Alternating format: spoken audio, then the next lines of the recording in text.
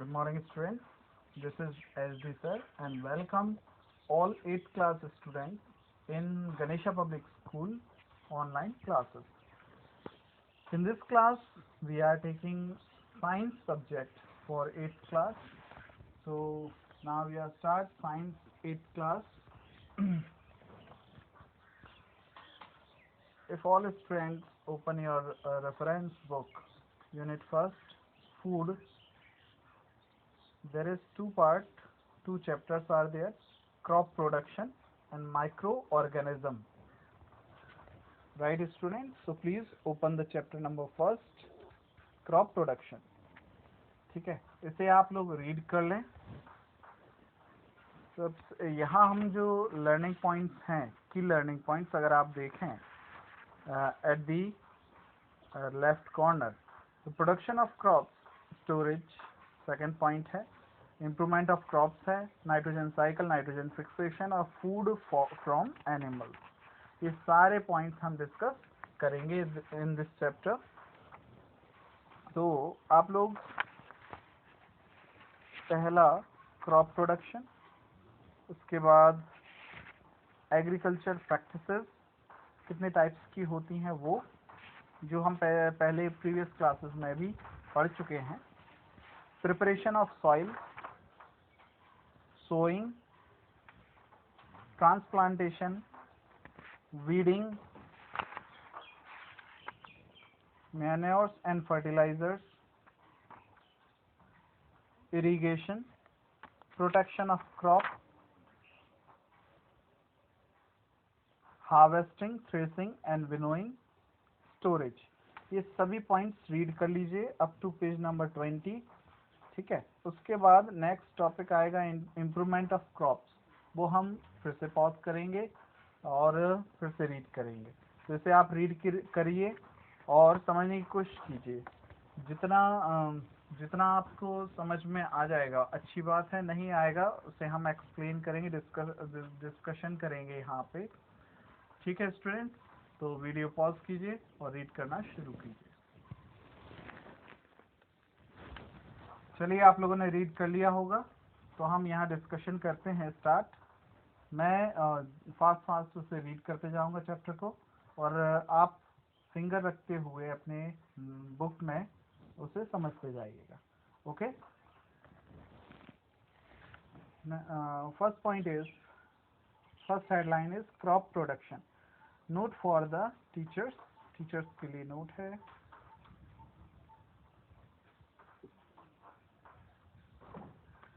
ठीक है, स्टार्ट करते हैं student. Think over the activities that you do during the whole day, like brushing, taking bath, going to school, doing homework, eating, playing, etc. Have you ever thought about the energy that you get for doing all these activities? How do you feel energetic? कहने का मतलब ये है कि जितना भी आप दिन भर में काम करते हैं, कोई भी एक्टिविटी हो, तो उसके लिए आपको क्या करना पड़ता है, एनर्जी की रिक्वायरमेंट होती है. और वो एनर्जी आपको कहाँ से मिलती है, इस बारे में पूछा जा रहा है. Have you ever thought about the energy that you get from doing all these activities? How do you feel energetic? It's the food from which you get all the energy to work, play and study. Can you think of a day or two without having food? क्या आप सोच सकते हैं कि बिना food के 2 या 3 दिन रह सकते हैं? Have you ever thought from where does this food come? कभी आपने ये सोचा है कि ये फूड कहाँ से आता है? All the food that we eat come from plants and animals. सारा हमारा जो भोजन है वो या तो एनिमल से या फिर प्लांट से आता है. You have learned earlier about green plants which synthesize their food by the process of photosynthesis. Animals, including man, cannot make their food by themselves. They obtain food from plants. हम पहले पढ़ चुके हैं previous classes में कि जो food है वो प्लांट्स ही खुद से अपना फूड बना सकते हैं, सिंथेसाइज करते हैं. इस प्रोसेस को हम फोटोसिंथेसिस कहते हैं. राइट. लेकिन एनिमल्स और मैन अपना फूड खुद तैयार नहीं कर सकते, वो कहाँ से लेते हैं? नेचर से, प्लांट से। और प्लांट जो मैन है वो एनिमल और प्लांट दोनों से ही लेता है, right? It is easier to get food for a few person, but if we have to provide food for the people of whole country, we will have to obtain it on a large scale. Hence, regular production, systematic management, and proper distribution of food is very important. देखिए, अगर हमें पूरे country को अगर खिलाना है, ठीक है, तो उसका ये फूड का प्रॉपर मैनेजमेंट होना ज़रूरी है, ठीक है। कितना फूड प्रोड्यूस होना चाहिए, किस तरह से उसका रख रखाव होना चाहिए, ठीक है, किस तरह से उसका सप्लाई होना चाहिए, कहाँ कितना पहुँचाना है, कहाँ कितना, किस जगह, किस स्टेट में कितना पहुँचना चाहिए, किस स्टेट में कितना पहुँचना चाहिए, right? So this is systematic management and proper distribution of food is very important. You must have read about the early man in your history book. Primitive man was basically a nomad, a gatherer and a hunter of food.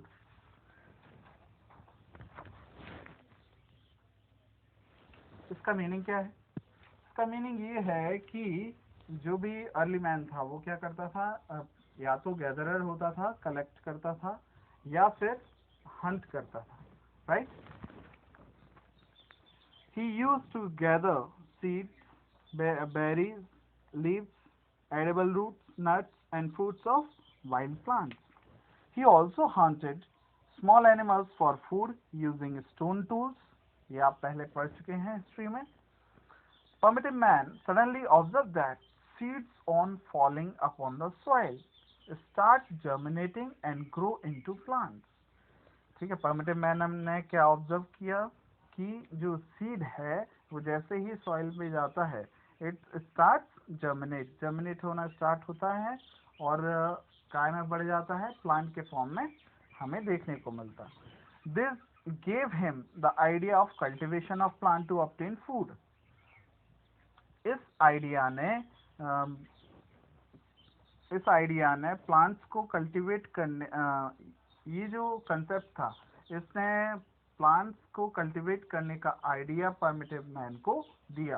जो हमने देखा है कि around 10,000 BC हमें जो हमारे civilisations हैं उनमें हमें क्या मिले हैं, साक्ष्य मिले हैं इस चीज़ के कि भाई 10,000 साल पहले बिफोर क्राइस्ट क्या होता था, खेती की जाती थी या खेती की शुरुआत पाई गई थी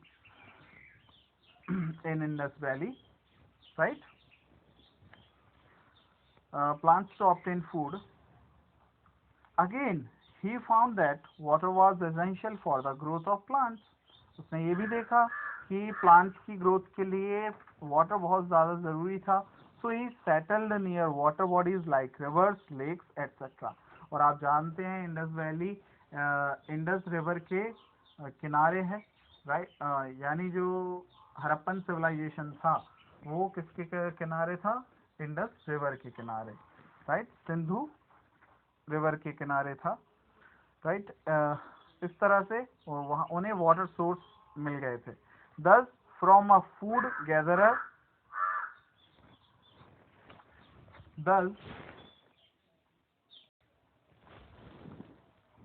again he found that water was essential for the growth of plants, so he settled near water bodies like rivers, lakes, etc. Thus, from a food gatherer man become a food producer.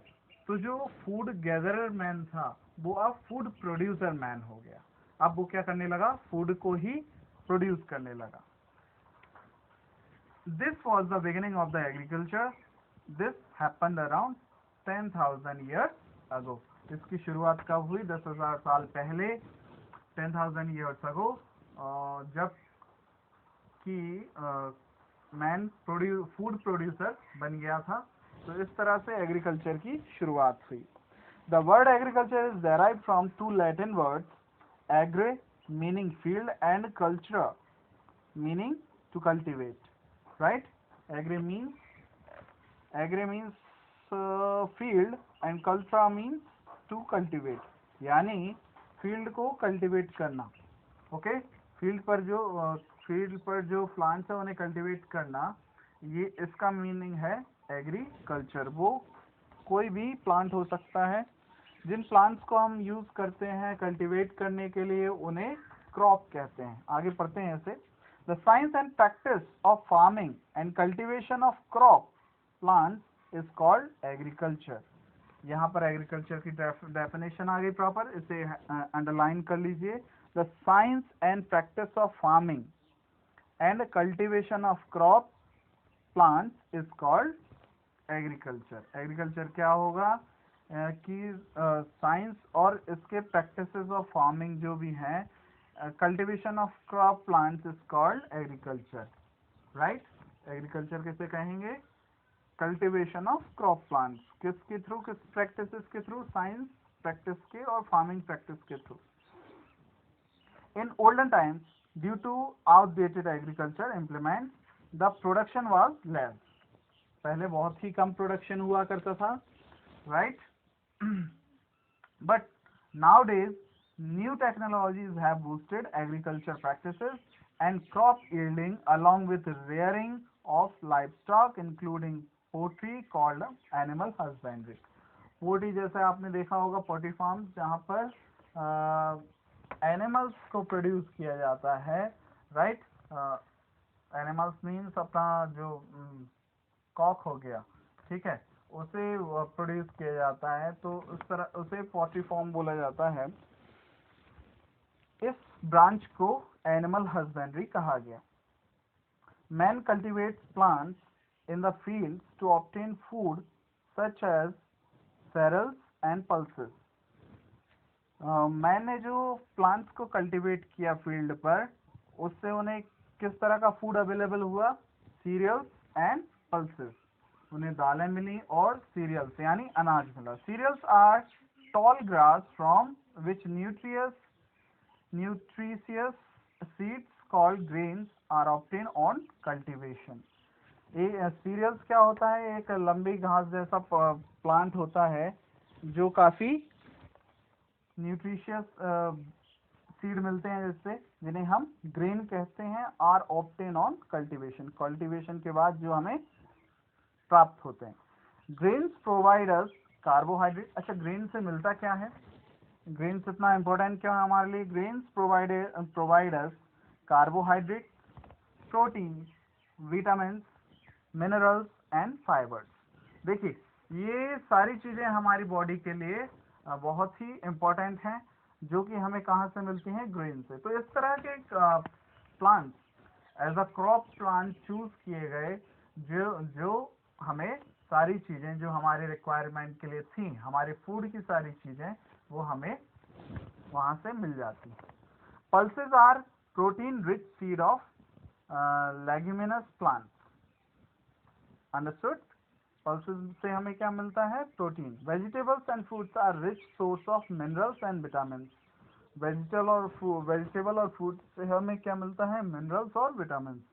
He also grows plants for ornamental and decoration purpose under horticulture. ठीक है। Horticulture जैसे agriculture एक branch है जिसमें crops के cultivation का science होता है, ऐसे ही हॉर्टिकल्चर एक ब्रांच है जिसके अंदर क्या देखा जाता है? Plants for ornamental and decoration purpose. Ornamental and decoration purpose के लिए जो प्लांट्स का ग्रो किया जाता है, उस ब्रांच को हॉर्टिकल्चर कहते हैं। इसमें नई टेक्निक डेवलप की जाती हैं, ठीक है। तो पहला एक्टिविटी अगर आप जाएं तो क्या होगा? पहली एक्टिविटी जिसमें make a herbarium by collecting and testing some plants found from fields near your school and write the use of different plants collected from the field। अब देखिए बेटा, स्कूल तो बंद है, राइट, ड्यू टू कोविड-19। आप सभी लोग जानते हैं, घर में रहें और सुरक्षित रहें, राइट, क्योंकि सुरक्षा ही बचाव है। तो हम क्या करें? जितने भी फील्ड एरियाज हैं आपके घर के आसपास, वहाँ से जो क्रॉप प्रोडक्शन हुए हैं, उनमें से अलग डिफरेंट टाइप्स के क्रॉप्स आप कलेक्ट करें और एक हर्बेरियम तैयार कीजिए इस तरह से जैसा कि आपकी बुक में दिखाई दे रहा है, जिसमें पल्सेस हों, major crop plants growing in India जिसमें पल्सेस हों, रूट क्रॉप्स हों, ऑयल सीड्स हों, फ्रूट्स हों, प्लांटेशन क्रॉप हो, tuber crop, beverages, sugar yielding crop, fibre crop, spices, medicinal plant और सीरियल। राइट स्टूडेंट, तो इन सभी को कलेक्ट करके एक हर्बेरियम तैयार कीजिए। उसके नीचे, पिक्चर के नीचे हम देखते हैं हॉर्टिकल्चर जो टर्म आई थी उसका डेफिनेशन एक बार देख लेते हैं। Branch of agriculture that deals with production of vegetables, fruits, flowers and decorative plants. Horticulture एक ऐसा ब्रांच है एग्रीकल्चर का जिसमें किसके प्रोडक्शन पर ध्यान दिया जाता है? वेजिटेबल्स के, फ्रूट्स के, फ्लावर्स के एंड डेकोरेटिव प्लांट्स के। Clear students? अब नेक्स्ट टॉपिक पर हम चलते हैं, तो आप इसे रीड कर लीजिए एक बार, ओके, वीडियो पॉज करके, और फिर हम इसे आगे समझते हैं। ओके स्टूडेंट्स,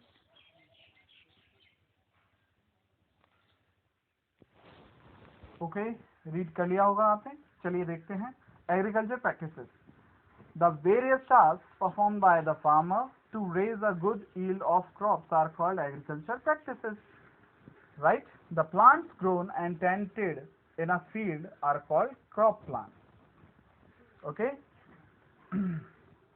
जो फील्ड पर जो प्लांट्स उगाए जाते हैं उन्हें क्रॉप प्लांट्स कहा जाता है। For doing various activities in cultivation of plants, a farmer needs different types of tools.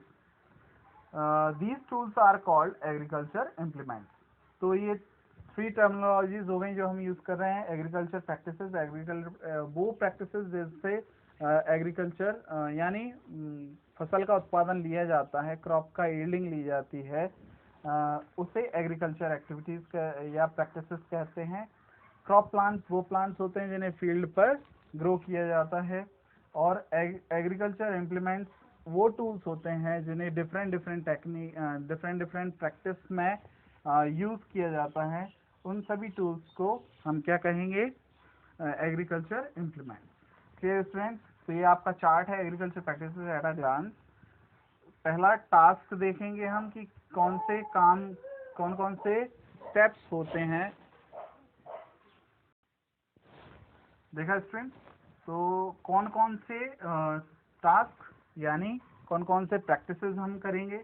Implements used यानी कौन कौन से टूल्स उस पर्टिकुलर प्रैक्टिस को करने के लिए यूज किया जाएगा, और फंक्शन ऑफ इम्प्लीमेंट्स, और उन इम्प्लीमेंट्स का फंक्शन यानी टूल्स का फंक्शन क्या होगा, ये हम डिस्कस करेंगे।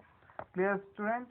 तो first point, preparation of soil, जिसमें सॉइल को तैयार करना। सॉइल सबसे पहले हम क्या करेंगे? सॉइल को तैयार करेंगे। राइट? तो सॉइल को तैयार कैसे किया जाता है? बाय प्लाउइंग और टिलिंग, लेवलिंग और मैनरिंग, यानी ये 3 पार्ट हैं इसके। प्लाउइंग होनी चाहिए, लेवलिंग होना चाहिए और उसकी मैनरिंग होनी चाहिए। इन तीनों प्रैक्टिसेस में कौन कौन से टूल्स यूज होते हैं उन्हें देखते हैं। पहला जो है एनिमल ड्रिवन वुडन और आयरन प्लाव और मशीन ड्राइवर ट्रैक्टर। ठीक है? यानी या तो हम क्या कर सकते हैं, जैसे आपने देखा होगा छोटे किसान जो हैं, छोटे फार्मर्स जो हैं, वो क्या करते हैं, एक वुडन प्लाव होता है जो एनिमल ड्रिवन होता है। राइट? तो एनिमल ड्रिवन वुडन और आयरन प्लाव, या फिर आयरन का प्लाव होता है जैसे आपने ट्रैक्टर के पीछे देखा होगा। ठीक है? और मशीन ड्राइवर ट्रैक्टर। ओके? तो या फिर जो ट्रैक्टर के साथ लगे रहते हैं वो, ये प्लाविंग के लिए रिक्वायर्ड होता है। इससे क्या फंक्शन क्या होता है इसका, प्लाव का? पल्वरिशिंग, अप्रूटिंग द स्टबल। हम क्या करते हैं, जो भी रूट्स हैं वो बाहर, यानी जो पिछला क्रॉप था वो बाहर निकल के आ जाए, जितना भी कचरा वहाँ था फील्ड में के अंदर वो भी साफ हो जाए, और प्लवरिशिंग हो जाए उसकी। प्लवरिशिंग क्या होती है बेटा? इससे क्या होता है कि जो सॉइल है, लोअर लेयर ऊपर आ जाती है प्लाविंग में क्या होता है, लोअर लेवल को सॉइल के ऊपर लाया जाता है और ऊपर वाली सॉइल जो है, जो कम ज़्यादा जिसमें न्यूट्रिशंस कम होते हैं, वो नीचे चले जाते हैं। न्यूट्रिशंस ऊपर आ गए तो वो आपके क्रॉप के लिए अच्छे रहते हैं, क्योंकि क्रॉप के रूट्स बहुत ज़्यादा नीचे तक नहीं जा पाते, इसलिए इसका प्लाविंग करना बहुत ज़रूरी होता है। और जो भी कचरा होता है वो भी क्लीन हो जाता है, फंगस भी हट जाती है। ठीक है। देन लेवलिंग, लेवलिंग के लिए क्या करते हैं, ट्रैक्टर और एनिमल ड्रिवन आयरन और वुडन लेवलर्स। ठीक है, या तो लकड़ियों के जो लेवलर्स होते हैं, गट्ठे वगैरह, उनका इस्तेमाल करते हैं। ट्रैक्टर और एनिमल ड्रिवन होते हैं, तो दो तरीके से ड्रिवन होगा, या तो ट्रैक्टर के थ्रू या एनिमल के थ्रू। और यूज़ किया जाएंगे आयरन या वुडन के लेवलर्स होते हैं। लेवलर्स किस तरह के होते हैं, या तो आयरन के हो सकते हैं या वुड के हो सकते हैं। ये क्या करते हैं, फंक्शन क्या है, making soil surface even for uniform irrigation. देखिए, इरिगेशन यूनिफॉर्म हो सके, या ना ऐसा ना हो कि एक जगह पर बहुत ज़्यादा इरिगेट हो गया और एक जगह तक पानी पहुंचा ही नहीं है, वाटर पहुंचा ही नहीं है। तो इसके लिए पूरा फील्ड को प्रॉपर यूनिफॉर्म लेवल में लाया जाता है, इसलिए इसे लेवलिंग कहा जाता है, थ्रू द लेवलर। फिर नेक्स्ट स्टेप होती है, नेक्स्ट टास्क होता है मैन्योरिंग। मैन्योरिंग क्या होता है, मैनुअली और बाय ड्रिल। मैन्योरिंग या तो मैनुअली होती है या फिर ड्रिल द्वारा होती है। ये दो टूल्स यूज किए जाते हैं। Making the soil spongy and Airy. ठीक है, जिससे क्या हो कि जो सॉइल है वो स्पंजी हो, ठीक है, यानी भुरभुरी हो, राइट, एंड एयरी, जिसमें एयर जो है इजीली पास हो सके, ताकि जैसे प्लांट अगर गैसेस ले मतलब एयर ले रहा है एनवायरमेंट से, ठीक है, या फिर पास कर रहा है कोई एयर को या गैसेस को, तो वो इजीली पास कर सके और आउटर स्पेस में, और आउटर स्पेस से इजीली गैसेस को ले सके। Clear student? जो प्लांट्स की ग्रोइंग में काफ़ी हेल्पफुल होते हैं। सेकेंड टास्क जो है वो है सोइंग बाय हैंड और सीड ड्रिल्स। किस तरह के ड्रिल्स यूज किया जाता है, सीड, जो सीड को ड्रिल कर दे सॉइल के अंदर, ये हैंड से भी होता है। तो दो तरह के टास्क होते हैं। देखिए, हमेशा हमें जो टूल्स मिलेंगे, ठीक है, इम्प्लीमेंटेशन मिलेंगे, वो किस इम्प्लीमेंट्स मिलेंगे वो किस तरह के होंगे, या तो मैनुअल होंगे या फिर ऑटोमेटिक या मैकेनिकल होंगे, जो मशीन से किए जाएंगे, राइट। तो ये दो टेक्निक है जो एग्रीकल्चर में प्रैक्टिस किए जाते हैं, दो टूल हैं, सॉरी। तो बाय हैंड और सीड ड्रिल। पुटिंग, इसका फंक्शन क्या है, putting seed in the prepared soil. Soil हमारी तैयार हो गई थी, प्रिपेयर हो गई थी, उसके अंदर हमें सीड डालना है, उसे सोइंग कहते हैं, राइट। एडिशन ऑफ मैन्योर और फर्टिलाइजर। अब सीड भी डाल दिया, उसके बाद क्या करेंगे, हमें उसके अंदर मैन्योर और फर्टिलाइजर, यानी जो केमिकल बेस्ड होते हैं, ताकि हमारे जो प्लांट है वो काफ़ी हेल्दी प्लांट ग्रो हो, और काफ़ी तंदुरुस्त हो, और काफ़ी उसके आसपास जो कचरा जमा हो जाता है, प्लांट्स उग जाते हैं, अननेसेसरी प्लांट्स जो उग जाते हैं, वो ख़त्म हो जाएं। ठीक है, तो उसके लिए हम क्या करते हैं, एडिशन ऑफ मैन्योर और फर्टिलाइजर्स को ऐड करते हैं सॉइल में, बाय हैंड और यूजिंग ड्रिल और स्प्रेयर। ये हम स्प्रेयर से करते हैं या ड्रिल से या बाय हैंड। इसका फंक्शन क्या है, addition of nutrients needed by plant. ऐसे न्यूट्रिशंस ऐड करना जो प्लांट को ज़रूरी होता है, ये इसका फंक्शन है। Clear student? नेक्स्ट है इरिगेशन। इरिगेशन यानी अब जैसा कि हमने देखा था कि भाई अर्ली मैंने ही ऑब्जर्व कर लिया था कि प्लांट की ग्रो के लिए वाटर बहुत ज़रूरी है। इस फील्ड के अंदर वाटर डालने को इरिगेशन कहते हैं, ठीक है। तो इरिगेशन इसे किस टूल से किया जाता है, स्प्रिंकलर से कर सकते हैं, वेल से कर सकते हैं, ट्यूबवेल से कर सकते हैं, और कैनाल से कर सकते हैं। ठीक है स्टूडेंट, जैसे आपने देखा हो वो बारिश होती है, बारिश तरह के जो फव्वारे लगाए जाते हैं उन्हें स्प्रिंकलर्स कहते हैं खेतों में, जिनसे पूरे जो क्रॉप है वो कवर करते हुए बारिश की तरह पानी को डाला जाता है वेल्स का यूज़ करते हैं हम, कुओं का, ट्यूबवेल्स का, जैसे मशीन से ड्रिल करवा के हम अर्थ के अंदर ड्रिल करवाते हैं और पाइप के थ्रू वाटर बाहर निकालते हैं, उसे ट्यूबवेल कहते हैं। कैनाल्स यानी नहरें जो होती हैं उसके थ्रू, जैसे रिवर या किसी तालाब से हम एक लाइन डालते हैं, एक रास्ता बनाते हैं गहरा, उसे कैनाल कहते हैं या नहर नहर कहते हैं, राइट। इनका फंक्शन क्या है? Supply water to plant, field में प्लांट्स को वाटर सप्लाई करने को इरिगेशन कहते हैं। वीडिंग, वीडिंग क्या होगा? टॉयल, हैरो, स्प्रिंग, वीडीसाइड, ठीक है। क्या क्या करेंगे? टॉयल का यूज़ करेंगे या हैरो का यूज़ करेंगे या फिर स्प्रेइंग वीडीसाइड या फिर वीडीसाइड, जो शॉप होती हैं, केमिकल जो फर्टिलाइजर्स आते हैं, पेस्टिसाइड्स आते हैं, उनका हम उनको स्प्रे करके जो अननेसेसरी प्लांट्स उग गए हैं उन्हें हम वहीं पर ख़त्म कर देंगे, जिससे, या फिर ट्रॉयल करके, ठीक है, कर सकते हैं।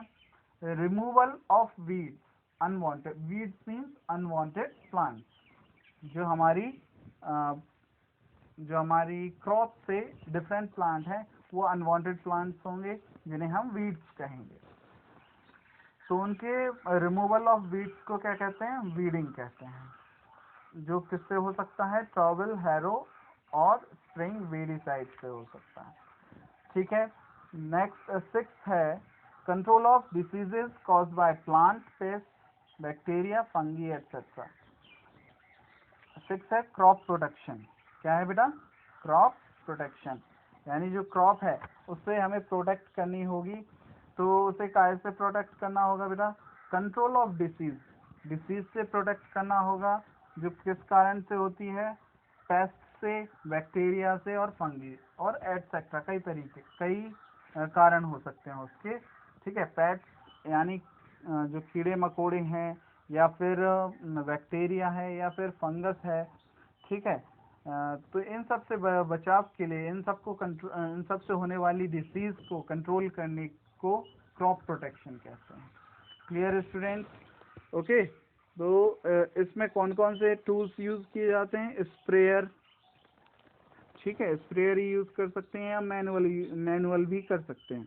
और knapsack sprayer, aerial spray by low flying helicopters.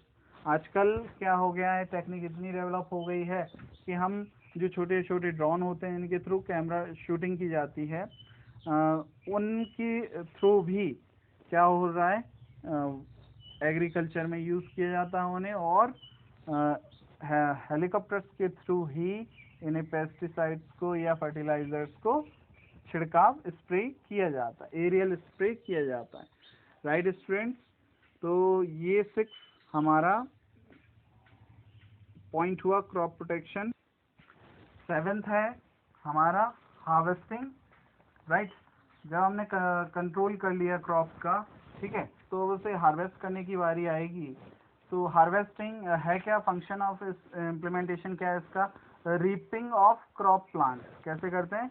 Reaping of crop plant, crop plants को हार्वेस्ट करना यानी कट करना, उसकी कटाई की बारी आई तो उसे हार्वेस्टिंग कहते हैं। इसे कैसे करते हैं? By sickle, harvester, combine for both harvesting and threshing, ठीक है। तो क्या करते हैं, या तो इसे मैनुअली कटवा सकते हैं, जैसा आपने खेतों में देखा होगा कि काफ़ी लोग खुद से ही मैनुअली उसे कट कर देते हैं क्रॉप को, या फिर हार्वेस्टर जो मशीन आती है उसके थ्रू, एक ट्रैक्टर नुमा एक मशीन होती है बहुत बड़ी, जिसमें वो क्या करता है, क्रॉप को अंदर लेकर कट करते जाता है, और साथ में इसका कॉम्बिनेशन भी होता है कट करने के साथ कि वो उसे थ्रेसिंग भी करते जा रहा है उसकी, यानी फसल में क्रॉप से सीड को बाहर निकालना और कचड़े को बाहर करना, यानी भूसे को, हस्क को बाहर करना, क्या कहलाता है? थ्रेसिंग कहलाता है। तो इन दोनों का कॉम्बिनेशन भी क्या क्या यूज़ किया जाता है हार्वेस्टिंग के लिए, ठीक है। नेक्स्ट स्टेप जो हो गई, अगर देखिए बेटा, हार्वेस्टर के साथ थ्रेसिंग नहीं हुई है तो नेक्स्ट स्टेप थ्रेसिंग होती है कि फसल मतलब क्रॉप को काट कर ले आए फील्ड से, अब उसकी थ्रेसिंग होगी। तो थ्रेसिंग क्या करता है, सेपरेशन ऑफ ग्रेन्स। क्यों करते हैं, सेपरेशन ऑफ ग्रेन्स। आप अगर इसका फंक्शन देखेंगे थ्रेसिंग का, तो क्या फंक्शन है, सेपरेशन ऑफ ग्रेन्स। किसके थ्रू करते हैं, ये मैनुअली हो सकता है, थ्रेसर से हो सकता है, कंबाइन हो सकता है, यानी हार्वेस्टर एंड थ्रेसिंग में ही, हार्वेस्टर जो एक मशीन है उसके थ्रू किया जा सकता है, और एनिमल्स के थ्रू भी इसे करवाया जा सकता है, राइट। नेक्स्ट प्रैक्टिस होती है विनोइंग। अब जब हमने ग्रेन को सेपरेट कर लिया, अब क्या किया जाता है, विनोइंग, यानी removal of hay and chaff, यानी जो भी उसमें कचरा है उन्हें बाहर अलग करना ग्रेन से। जैसे जब हम क्रॉप को हार्वेस्ट कर रहे होते हैं तो उसमें हस्क अलग करते समय कुछ कचरा साथ में आ जाता है, तो इसे बिल्कुल क्लीन करने के लिए सिर्फ उसमें ग्रेन रह जाए, उसे विनोइंग कहा जाता है। Removal of hay and chaff is किसके थ्रू करते हैं हम, विनोवर्स के थ्रू, कंबाइन, थ्रेशर, इन सब के थ्रू किया जा सकता है, ठीक है। जैसे हार्वेस्टर में तो ये साथ में ही होता जाता है कि थ्रेसिंग भी हो गई, तो थ्रेसिंग के साथ ही विनोइंग भी हो जाती है, राइट। थ्रेसर में भी ये होता है कि भाई साथ में ही विनोइंग हो जाती है, या फिर विनोवर्स का हम यूज कर सकते हैं। लास्ट है, अब जब हमारे पास ग्रेन पूरा मिल गया, हमें ईल्ड मिल गई पूरी, तो उसे अब स्टोरेज के बारे में आती है। तो लास्ट प्रैक्टिस है स्टोरेज, ठीक है। इसे कैसे, इसका फंक्शन क्या है, storing grains for future buffer stock. जो बफर स्टॉक है उस स्टॉक करने के लिए हम क्या करेंगे, स्टोर करेंगे, राइट, ग्रेन्स का। तो ये कैसे करते हैं, साइलोज में करते हैं। जैसे आपने देखा होगा कि कई किसान कई सेंटर्स बनाए जाते हैं जगह जगह पे, आपकी तहसील में या फिर आपके आसपास ऐसे सेंटर होंगे, खरीदी केंद्र होंगे, जहाँ पर किसान अपनी फसल लाकर वहाँ पर बेचते हैं, उन्हें साइलोज कहा जाता है, राइट, या गनी बैग्स, राइट, या फिर clay and metal container.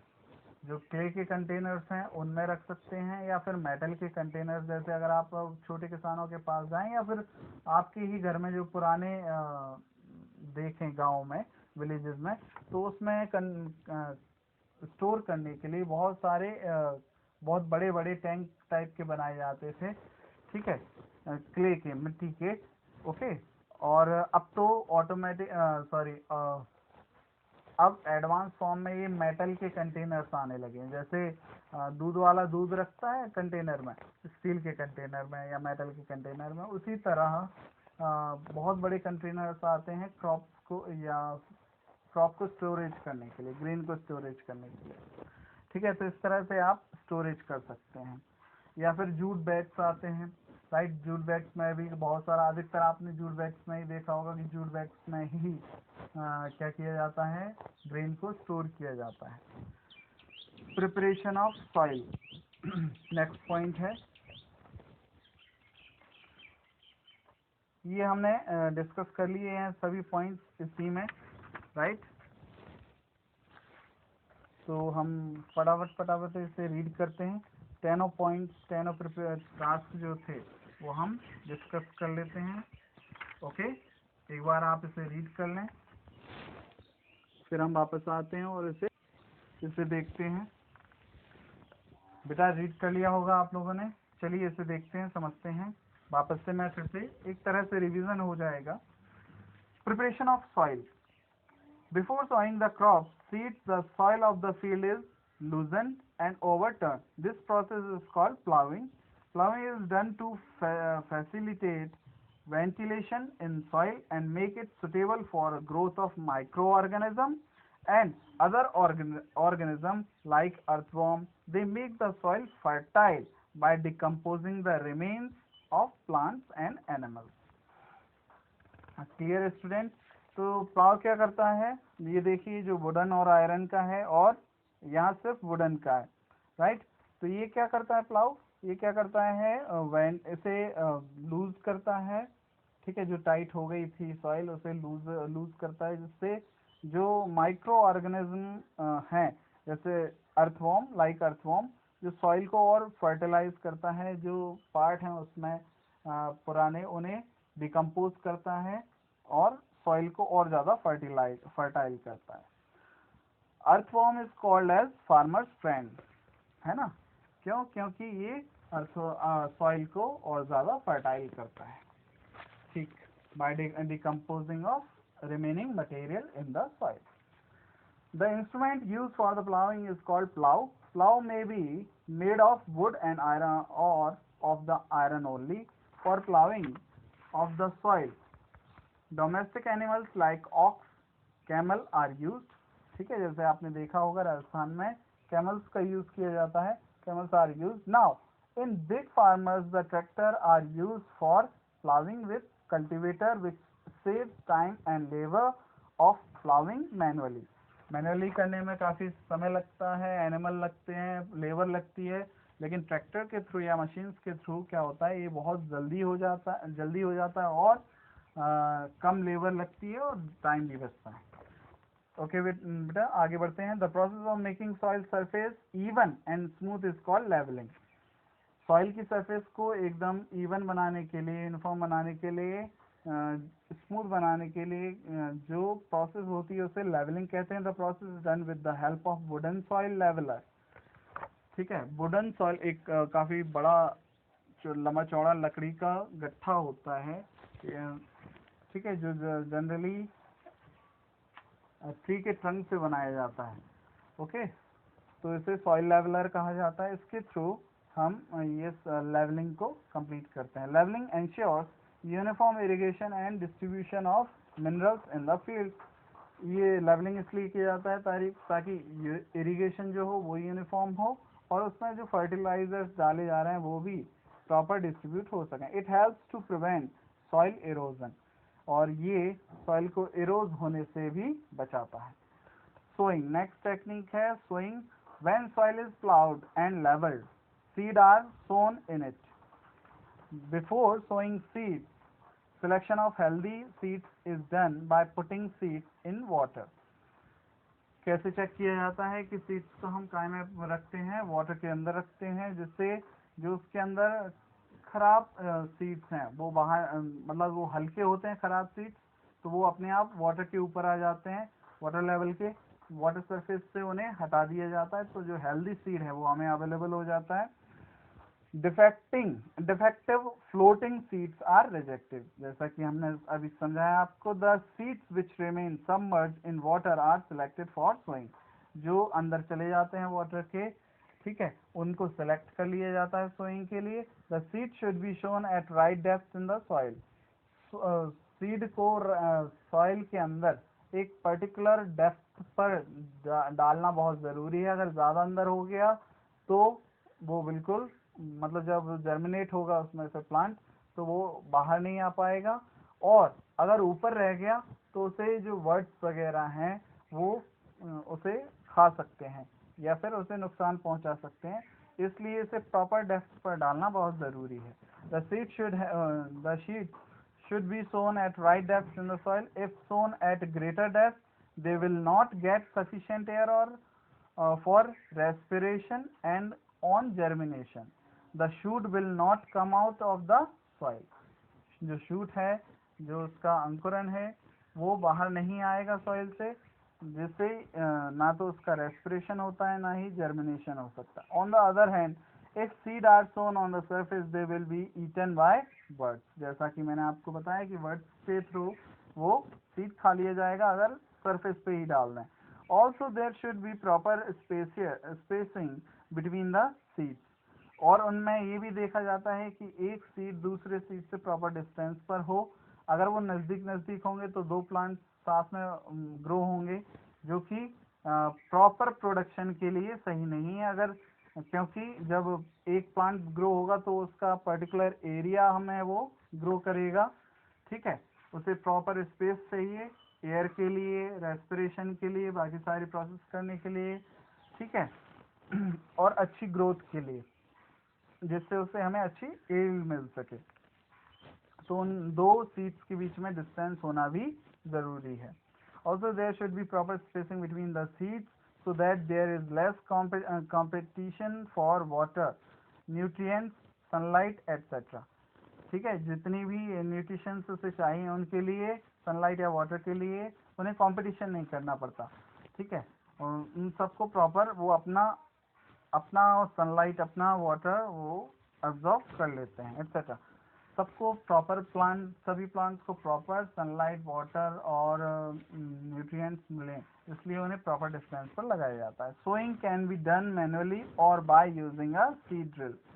Sowing या तो मैनुअली भी की जा सकती है या फिर सीड ड्रिल। जैसे आप देखें यहाँ सोइंग ऑफ सीड्स के लिए मैनुअल मेथड है, जिसमें एनिमल्स के थ्रू, पीछे आपको हैंड दिख रहा होगा, ठीक है। और मॉडर्न मेथड में आप सीड ड्रिल को देख रहे हैं, ट्रैक्टर पर एक फार्मर है, वो सीड ड्रिल के थ्रू सोइंग कर रहा है, right. Okay students, the method of sowing seeds manually by hand in the field is called broadcasting. ठीक है, इस तरह से बीज को कहाँ पर डाल देना, सीड को कहाँ पर डाल देना, फील्ड पर क्या कहलाता है, ब्रॉडकास्टिंग कहलाता है। Sowing of seeds with the help of seed drill is a better method because in this way seed are sown at proper depth and distance. जो सीड ड्रिल के थ्रू सोइंग की जाती है उससे क्या है, सीड प्रॉपर डिस्टेंस पर आता है और अर्थ के अंदर, सॉइल के अंदर प्रॉपर डेप्थ पर भी जाता है। ओके, जिससे ना तो बर्ड उसे नुकसान पहुंचा सकते हैं, ना ही उसे जर्मिनेट और रेस्पिरेशन होने में कोई दिक्कत करता है। आगे देखते हैं ट्रांसप्लांटेशन। कुछ क्रॉप्स ऐसे होते हैं जिन्हें डायरेक्ट हम क्या कर सकते हैं, फील्ड पर नहीं डाल सकते। ठीक है, तो उसके लिए हमें क्या करना पड़ता है, पहले एक छोटी जगह में सीड्स को शोइंग करनी पड़ती है, और फिर जब कुछ मतलब जब नर्सरी तैयार हो जाती है प्लांट्स की, छोटे छोटे प्लांट्स हमें मिल जाते हैं, तो उन्हें हम निकाल के एक जगह से फील्ड के अंदर ट्रांसप्लांट कर देते हैं। तो इस प्रोसेस को ट्रांसप्लांटेशन कहते हैं। ये भी एक सोइंग का एक तरीका है। It is the process of transferring healthy seedling from the plot यानी nursery to the main field. ठीक है स्टूडेंट, जैसे जो अधिकतर राइस में किया जाता है, जब राइस का क्रॉप डाला जाता है तो उसके लिए क्या किया जाता है, उसका नर्सरी अलग से तैयार किया जाता है, प्लॉट पर तैयार किया जाता है, और फिर उसके प्लांट्स निकालकर मेन फील्ड में ट्रांसफर कर दिए जाते हैं। ठीक है, तो this process is called transplantation. Transplantation is common in the cultivation of paddy and vegetables और पैडी के लिए, पैडी इन दो क्रॉप्स के लिए क्या है, काफी पॉपुलर है या कॉमन है। During transplantation seedling are planted in a well prepared field at a proper distance in row. जैसे आप पिक्चर में देख रहे होंगे, तो वहाँ लेडीज प्रॉपर डिस्टेंस पर क्या कर रहे हैं, प्लांट्स को ट्रांसप्लांट कर रहे हैं।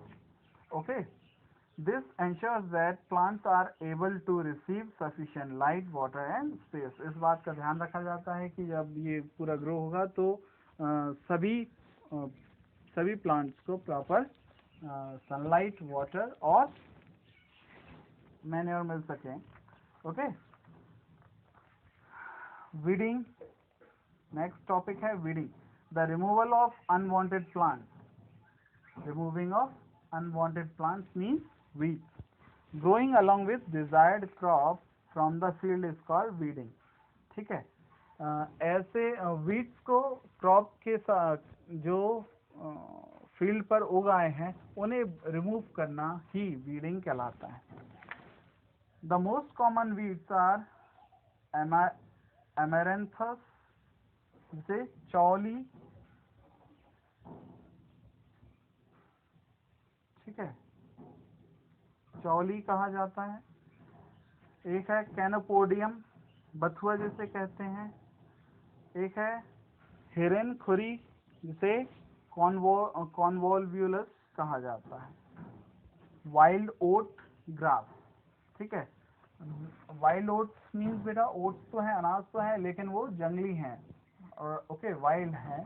ठीक है, तो इस तरह के वो भी हमारी क्रॉप्स में मिक्स ना हो, इसलिए हम उसे भी एज अ वीडिंग देखते हैं और उन्हें रिमूव कर देते हैं। और ग्रास, तो ये जनरल हैं जो जनरली मोस्टली खेतों में देखने को, फील्ड्स में देखने को मिलते हैं।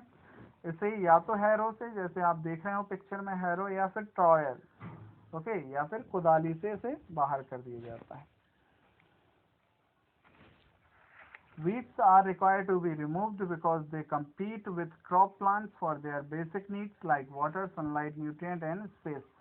अगर ये रहते हैं तो क्या करेंगे, प्लांट्स को इनके साथ कंपटीशन करना पड़ेगा सनलाइट के लिए, वाटर के लिए, और न्यूट्रिएंट्स के लिए और स्पेस के लिए। Different types of weeds grow naturally with different crop during the different season of the year. अलग अलग सीजन में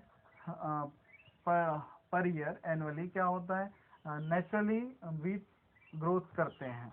ठीक है, weeds often grow faster than the main crop. The process of removing weeds from the field is done by 2 ways। देखा, आपने अभी देखा होगा कि क्रॉप के कंपैरिजन में वीड्स बहुत फास्ट ग्रो करते हैं, तो इसे रिमूव करना बहुत ज़्यादा ज़रूरी होता है। इसे 2 तरीके से कर सकते हैं, by manually, by use of weedicide. Weedicide का यूज़ करके या मैनुअली हमने देखा कि हैरो का यूज़ करके या सॉइल का यूज़ करके हम इसे बाहर निकाल सकते हैं। दूसरा हमने देखा कि इसमें वीडिसाइड अगर हम डाल दें तो भी, स्प्रे कर दें पूरी फील्ड में, तो भी ये जो वीड्स हैं वो ख़त्म हो जाते हैं। ओके, तो फर्स्ट है manually by pulling out the weeds with the help of soil, खुरपा जिसे हम कहते हैं, by use of weedicide। Second technique है by use of weedicides। Certain chemicals called weedicides are sprayed in the field with the help of a sprayer। ठीक है, weedicides क्या होते हैं, एक तरह के केमिकल्स होते हैं जो वीड्स को खत्म कर नुकसान पहुंचाते हैं, सिर्फ हमारी क्रॉप को नुकसान नहीं पहुंचाते। ठीक है, तो इस तरह के केमिकल्स को weedicides कहते हैं। उन्हें स्प्रे करके फील्ड पर हम वीड्स को खत्म कर सकते हैं। These chemicals check the growth of many weeds but do not affect the main crop। Some common weedicides are 2,4-D, Dalapan, Metachlor and Cyniazine। Weedicides are poisonous chemical। Weedicides कैसे होते हैं, poisonous chemicals होते हैं। Therefore the grain as well as other crop products must be washed thoroughly before use। इसलिए क्या होता है, vegetables या जो भी क्रॉप हम ले रहे हैं उन्हें हमें क्या करना है, यूज़ करने से पहले वॉश करना ज़रूरी है। During spraying of these chemicals the farmer should also take care and cover their mouth and nose, ताकि कोई भी वेडिसाइड उनके अंदर ना जाए जो कि पॉइजनस केमिकल है। अगर वो अंदर चला जाएगा तो उसका डेथ भी या फिर कोई गंभीर डिसीज उसे हो सकती है, सीरियस प्रॉब्लम उसे, हेल्थ प्रॉब्लम हो सकती है। ओके, तो ये सब क्या था, वीडिंग तक हमने डिस्कस कर लिया है। मैन्योर्स एंड फर्टिलाइजर्स हम बात कर रहे हैं। ओके स्टूडेंट्स, नेक्स्ट मैन्योर्स और फर्टिलाइजर्स आप रीड करें, हम आगे मिलते हैं। ओके स्टूडेंट्स, तो मैन्योर्स एंड फर्टिलाइजर्स आपने पढ़ लिया होगा, हम इसे डिस्कस करते हैं। Manure, like other plants, crop plants obtain their mineral nutrients from the soil। Continuous growing of crop in the field causes the deficiency of mineral nutrients in the soil। ठीक है, तो जो हम सॉइल में manure डालते हैं ताकि soil का न्यूट्रिशंस और ज़्यादा बढ़ जाए, जो प्लांट के लिए काफ़ी हेल्पफुल होता है, हेल्दी प्लांट मतलब ग्रोथ के लिए, प्रोडक्शन के लिए, अच्छी प्रोडक्शन के लिए। So the manure is added to the soil to make up the deficiency of mineral nutrients। This process is called manuring। इस पूरी प्रोसेस को मैन्योरिंग कहा जाता है। सॉइल के अंदर मैन्योर को या न्यूट्रिएंट्स को ऐड करना मैन्योरिंग कहलाता है। ठीक है, manure is a made of waste products of animal and plants such as cow dung, urine, plant waste, night soil and some organic waste. ठीक है, इन सभी तरह से हम क्या कर सकते हैं, मैन्योर को तैयार कर सकते हैं। Fertilizer, the addition to manure fertilizers is another way of enriching the soil with nutrients. Fertilizers are mixture of chemical compound rich in nitrogen, phosphorus and potassium. ठीक है, ये जो प्रॉपर न्यूट्रिएंट्स हैं, यानी नाइट्रोजन, फास्फोरस और potassium, जो as a chemical product की तरह हम सॉइल में ऐड करते हैं, ताकि सॉइल का न्यूट्रिएंट्स में जो ज़्यादा ज़रूरत नाइट्रोजन, फास्फोरस और पोटेशियम की है वो बढ़ जाए, right. These are made in factories rather than animal waste compost in a natural fertilizers. ठीक है, ये कहाँ पर बनाए जाते हैं? फैक्ट्रीज में तैयार किए जाते हैं. ओके स्टूडेंट्स, यहाँ पर इनसाइड में आप देखें तो compost is prepared by page number 17 पर last corner. Compost is prepared by digging a pit and all the organic waste is buried in it for few days. The waste matter is allowed to rot by microbial action of bacteria and fungi present in the soil. जो fungus होती है और जो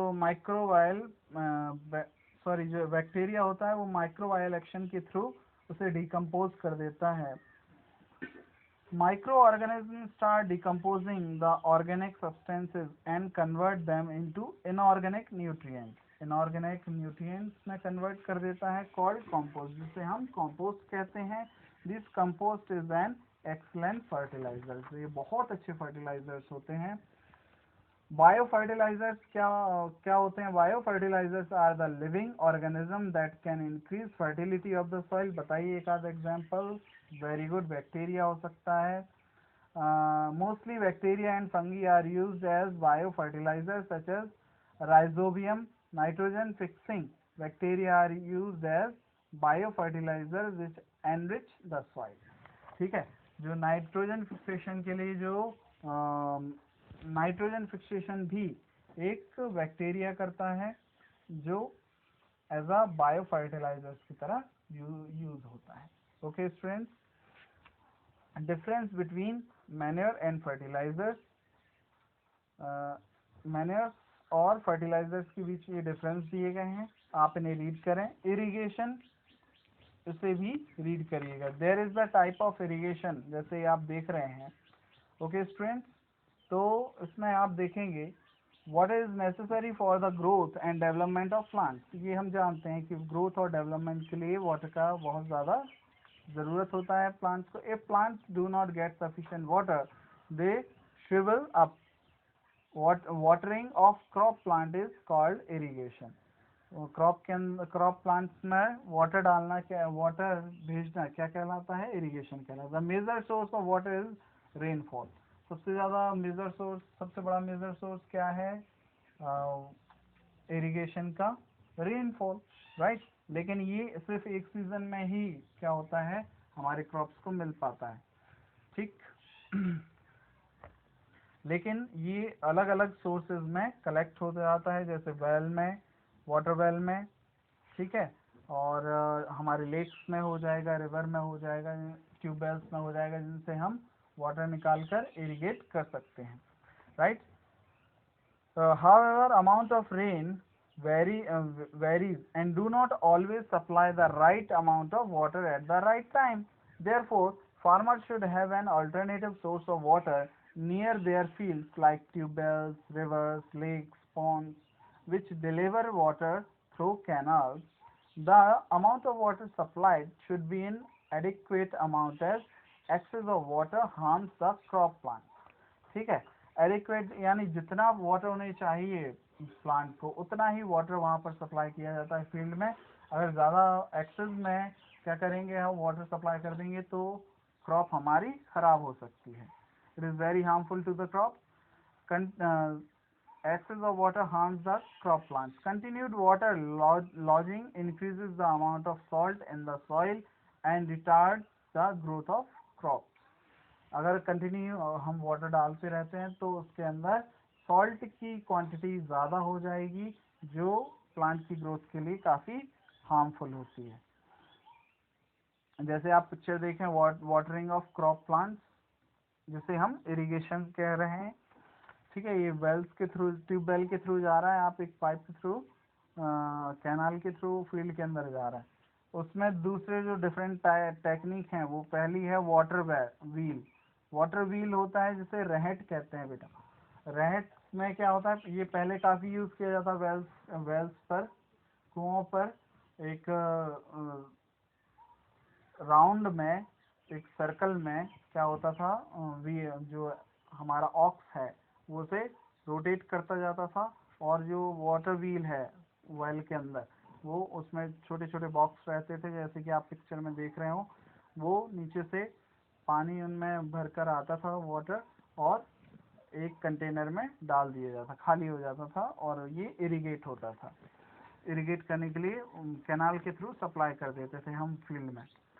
lift irrigation, जिसे धेकली कहते हैं बेटा, इसमें क्या होता है कि एक पर्सन, जैसे कि आप देख रहे हो, वेल से पानी निकाल कर लिफ्ट करता जाता है, मतलब पानी डालता जाता है उसमें एक टैंक में, और वो कैनाल के थ्रू वाटर वहाँ सप्लाई होता रहता है। ठीक है, तो ये आप सोच सकते हैं कितना बड़ा, कितना काफ़ी मेहनत वाला काम है। ओके, और स्विंगिंग बास्केट, जिसे मोट कहते हैं, जो पानी का एक बकेट के थ्रू दो पर्सन क्या करते थे, पानी को फील्ड में डालते थे। ड्रिप इरिगेशन, ड्रिप इरिगेशन में क्या होता है बेटा कि ड्रॉप ड्रॉप करके पाइप्स के थ्रू हर एक प्लांट पर एक ड्रॉप पानी जाता है, जिससे पानी का वेस्टेज भी नहीं होता, और बहुत ज़्यादा कम पानी इरिगेशन में यूज़ होता है।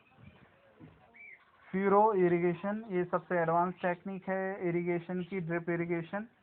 ठीक है, फ्यूरो इरिगेशन, इसमें अलग अलग कैनाल्स बनाए जाते थे खेत में, और एक जगह से ही वो फील्ड में वाटर वहाँ से सप्लाई हो जाता था। फील्ड बंड्स, अलग अलग क्यारियाँ बनाए जाते, एरिया बनाए जाए, जैसे आप ये बॉक्स देख रहे हैं, जिससे इरिगेशन जल्दी हो जाए। ठीक है, स्प्रिंकलर्स, ये आप देख रहे हैं कि फव्वारे टाइप के दिख रहे हैं, जो कि वाटर को क्या कर रहे हैं, स्प्रिंग करते हैं। ओके, छिड़कते हैं, और ऐसा लगता है जैसे बारिश में पानी गिरता है, उस तरह से स्प्रिंकलर्स के थ्रू वाटर इरिगेशन होता है। और ट्यूबवेल्स से, यानी अर्थ वाटर से, ग्राउंड वाटर से हम ग्राउंड वाटर को मोटर के थ्रू बाहर निकालते हैं और फील्ड पर डाल देते हैं। ठीक है, तो this is the various methods use for irrigation practices by farmers. अब आप लोग क्या कीजिएगा बेटा, नेक्स्ट हम आगे, आप लोग सभी पॉइंट्स को रीड करिएगा, है ना। इम्प्रूवमेंट, यहाँ तक तो हम कर चुके हैं, हार्वेस्टिंग, थ्रेशिंग एंड विनोइंग और स्टोरेज, ये सभी पॉइंट्स तो आप एक बार फिर से रीड कर लीजिएगा। इम्प्रूवमेंट ऑफ क्रॉप्स, ये हेडिंग, नाइट्रोजन साइकिल और एनिमल हस्बेंड्री। ठीक है, ये सभी टॉपिक्स आप नेक्स्ट रीड करके रखिएगा, हम नेक्स्ट क्लास में इसे डिस्कस करेंगे। और अभी के लिए होमवर्क आपके पास के लिए ये है कि आप जो डिफरेंस है मैन्योर और फर्टिलाइजर में, उसे लर्न करें। ठीक है, और जो लेटेस्ट रिवाइज वाले जो क्वेश्चंस दिए गए हैं, एक तो पेज नंबर 17 पर दिया गया है, और एक है पेज नंबर 19 पर, तो इस सभी क्वेश्चंस के आंसर फाइंड करें। ठीक है, एंड जो एक्टिविटीज़ हैं 1, 2, 3, उन्हें भी प्रैक्टिस कीजिएगा। क्लियर स्टूडेंट्स, तो हम मिलते हैं नेक्स्ट क्लास में। Thank you very much.